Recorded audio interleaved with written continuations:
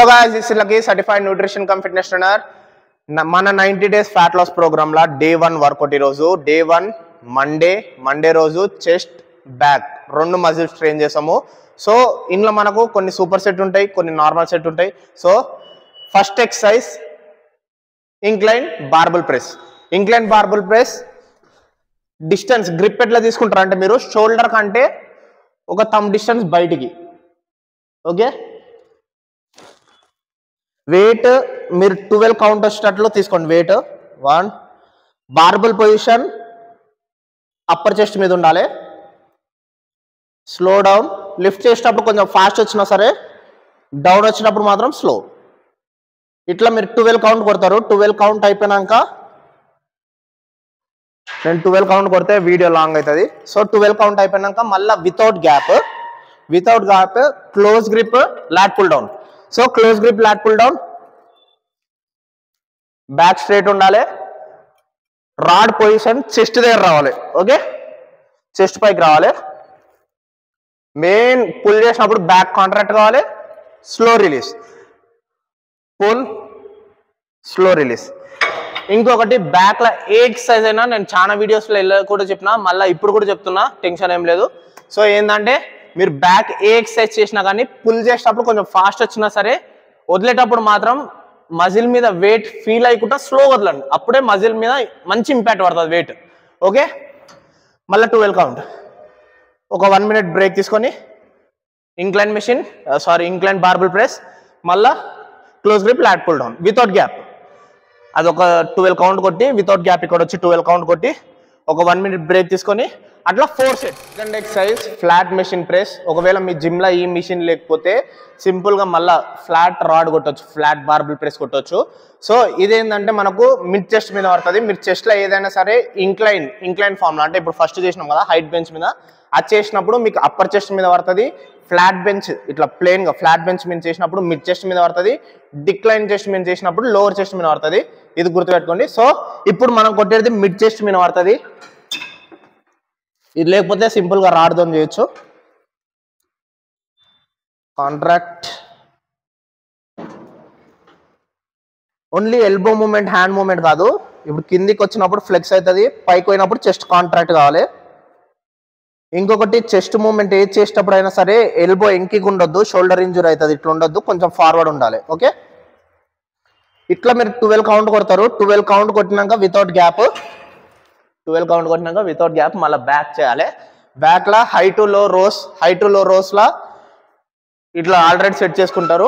Rod complete పైకి. ఇందులో ఏంటంటే నీ స్లైడ్గా బెండ్ ఉంటాయి, బ్యాక్ ఇట్లా బెండ్ ఉంది, కర్వ్ ఉండొద్దు, అంటే చెస్ట్ పైకి లేపాలి.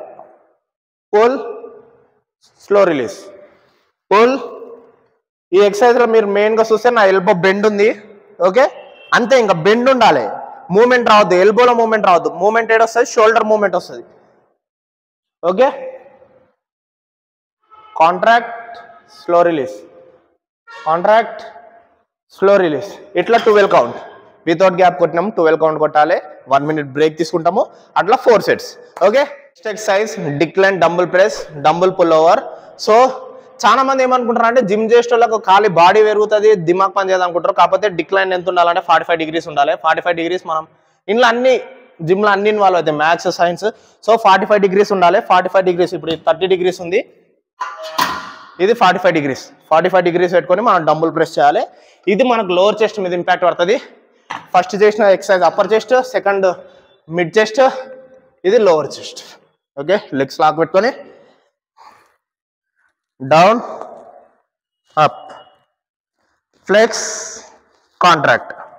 ఓకే, ఇట్లా 12 కౌంట్ కొడతారు మీరు.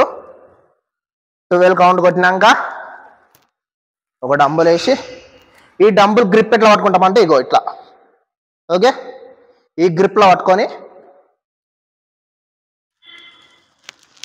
పుల్. ఇది మీకు ఆల్మోస్ట్ సైడ్ లాట్స్ మీద పడుతుంది, యాజ్ వెల్ as కొంచెం లోవర్ చెస్ట్ మీద కూడా ఇంపాక్ట్ పడుతుంది. ఇట్లా 12 కౌంట్. ఓకే, ఇది సూపర్ సెట్. ఇట్లా 4 sets. Next exercise pec flies. Pec flies ఇది మనకు పెక్టోరియల్ మైనర్ మజిల్ మీద ఇంపాక్ట్ పడుతుంది. ఇప్పటి వరకు అప్పర్ మిడ్ లోవర్ చేసినాం కదా, ఇది చెస్ట్ ఏంటంటే మైనర్ మజిల్, అంటే సింపుల్గా చెప్పాలంటే చెస్ట్ ఫైబర్ యాక్టివేట్ అవుతుంది. ఒకవేళ మీ జిమ్లో ఈ ఎక్విప్మెంట్ లేకపోతే ఉంటుంది, పాత సినిమాలలో శ్రీహరి నుంచి చూస్తున్నాం ఈ ఎక్విప్మెంట్ జిమ్లలో ఉంటుంది. ఇది ఒకవేళ లేకపోతే జిమ్ మారిపోండి, లేకపోతే డంబుల్ ఫ్లైస్ చేయొచ్చు, విత్ డంబుల్ చేయొచ్చు ఫ్లాట్ బెంచ్ మీద. ఓకే, ఇంట్లో ఏంటంటే చేసేటప్పుడు ఎల్బో బెండ్ ఉండాలి, లైట్గా బెండ్ ఉండాలి. స్ట్రేట్ ఉందంటే ఏమైందంటే ఈడ వెయిట్ ఉంది, ఈడ చెస్ట్ ఉంది, మధ్యలో ఎల్బో ఉంది, ఎల్బో మీద వెయిట్ పడుతుంది.